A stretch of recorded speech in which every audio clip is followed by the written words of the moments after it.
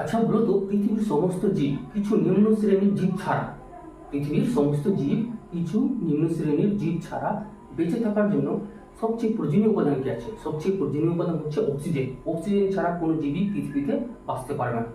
মানুষ, প্রাণী, যে কোনো উদ্ভিদ পৃথিবী থেকে, অর্থাৎ পৃথিবীর বায়ুমণ্ডল থেকে অক্সিজেন গ্রহণ করে।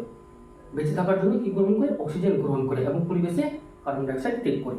অক্সিজেন যখনই আমরা গ্রহণ করছি কোথায় থেকে? পরিবেশ থেকে। পরিবেশের কোথায় থেকে? বায়ুমণ্ডল থেকে। তাহলে বায়ুমণ্ডলে অক্সিজেনের পরিমাণ কত আছে দেখে নেব। বায়ুমণ্ডলে অক্সিজেনের পরিমাণ হচ্ছে 20.6%। আজকের ভিডিওতে আমরা অক্সিজেনের কিছু ভৌত ধর্ম দেখব এবং সাথে সাথে কিছু রাসায়নিক ধর্ম সম্বন্ধেও আলোচনা করা হবে।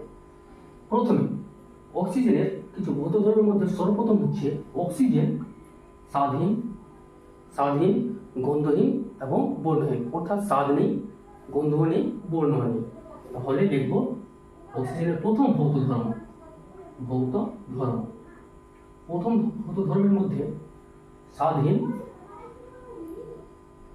গন্ধহীন,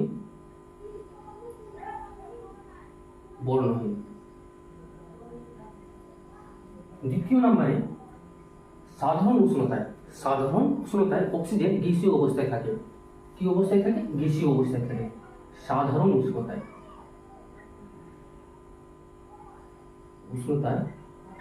কি অবস্থায় থাকে? গ্যাসীয় অবস্থায় থাকে। অক্সিজেনকে আমরা গ্যাসীয় অবস্থায় পেয়ে থাকি সাধারণ উষ্ণতায়। আচ্ছা ঠিক আছে, বুঝলাম। স্বাদে স্বাধীন আছে, গন্ধে গন্ধহীন আছে, বর্ণে বর্ণহীন আছে। সাধারণ উষ্ণতায় গ্যাসীয় অবস্থায় আছে। তাহলে বায়ুমণ্ডলে অক্সিজেনের ঘনত্ব কত আছে? প্রতি লিটারে কত ঘনত্ব আছে সেটাও দেখব। 3 নম্বরে পরমাণু উষ্ণতা এবং চাপে অর্থাৎ STP তে অক্সিজেনের ঘনত্ব হচ্ছে, ঘনত্ব মানে আমরা কি জানি? ঘনত্ব মানে ভর বাই আয়তন। তাহলে ভর বাই আয়তন হবে। অর্থাৎ ঘনত্ব হচ্ছে 1.428 গ্রাম পার লিটার। এটা হয়ে গেল ভর, এটা হয়ে গেল আয়তন। অর্থাৎ 1 লিটারে কত গ্রাম থাকবে? 1.428 গ্রাম থাকবে। এটাই হচ্ছে অক্সিজেনের ঘনত্ব। কার ঘনত্ব? অক্সিজেনের ঘনত্ব। এবং বাতাসের চেয়ে সামান্য ভারী আছে। অক্সিজেন কি আছে? বাতাসের চেয়ে সামান্য ভারী আছে। এবার চতুর্থ নম্বরে অক্সিজেনের ভৌত ধর্মের মধ্যে যেটি আসবে সেটি হচ্ছে তরল অক্সিজেনের হিমাঙ্ক কত আছে এবং স্ফুটনাঙ্ক কত আছে? হিমাঙ্ক হচ্ছে -218 ডিগ্রি সেন্টিগ্রেড এবং স্ফুটনাঙ্ক হচ্ছে -183 ডিগ্রি সেন্টিগ্রেড।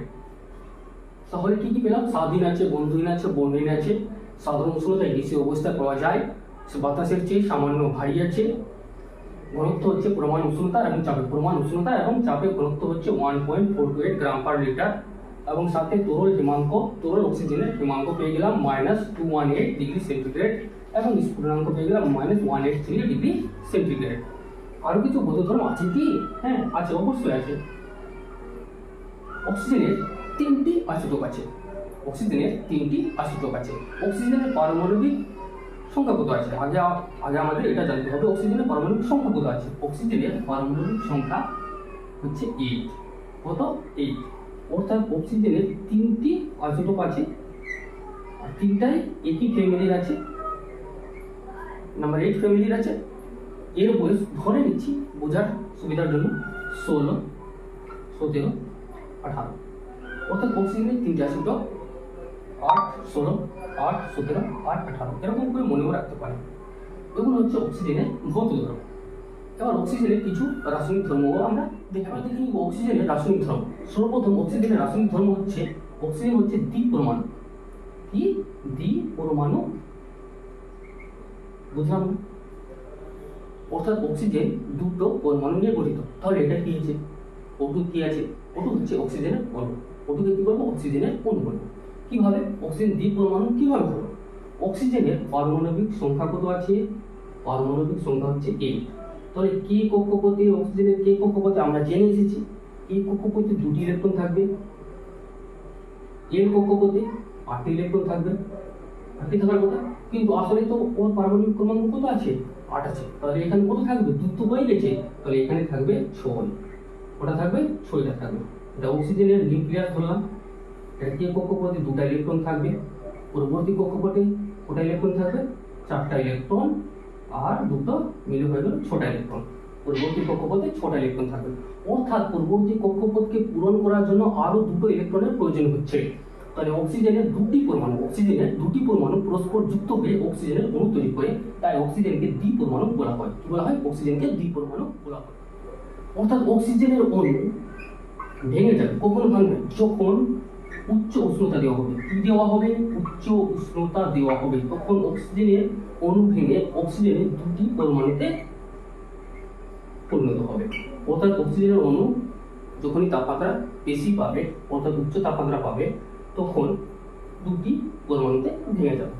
এটা পেয়ে গেলাম আমরা অক্সিজেনের প্রথম রাসায়নিক ধর্ম। এবার দ্বিতীয় রাসায়নিক ধর্মের মধ্যে অক্সিজেন সক্রিয় মৌল। কি মৌল? সক্রিয় মৌল। সক্রিয় মৌল, অক্সিজেন হচ্ছে সক্রিয় মৌল। তবে কিছু নোবেল মেটাল আছে। কি আছে? নোবেল মেটাল, যেমন